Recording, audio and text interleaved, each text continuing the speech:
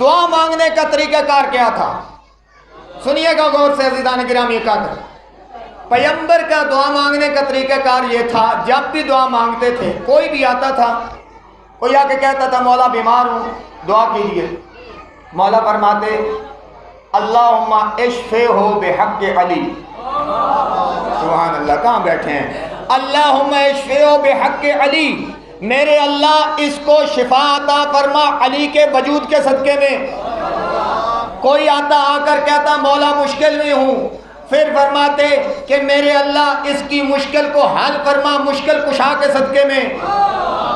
اور جلنے والے بھی جلتے تھے، کہیں آس پاس بیٹھے ہوتے تھے اور بڑے غور سے ایک دوسرے سے سوال کرتے تھے. یہ نبی کا کیا طریقہ کار ہے؟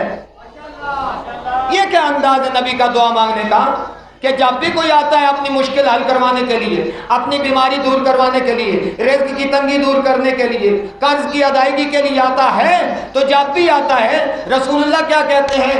میرے اللہ اس کی مشکل حل فرما علی کے صدقے میں. یہ کیا وجہ ہے، کیا ماجرا ہے؟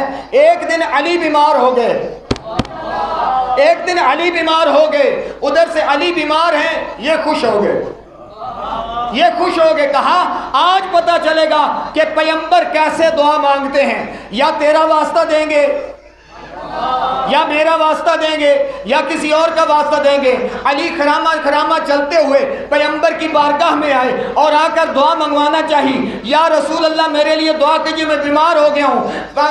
رسول کائنات نے عجب جملہ کہا جو تاریخ نے نقل کیا، کہا کہ اللہم اشف علی بحق علی. آگے چلے گے پیچھے تک، آگے چلے گے پیچھے تک، زور سے لگاؤ نعرہ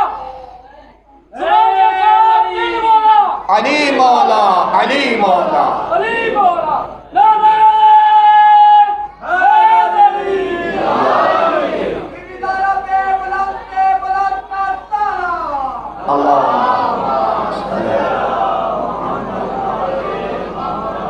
اللہم اشف علی بحق علی، میرے اللہ علی کو شفا دے علی کے صدقے میں.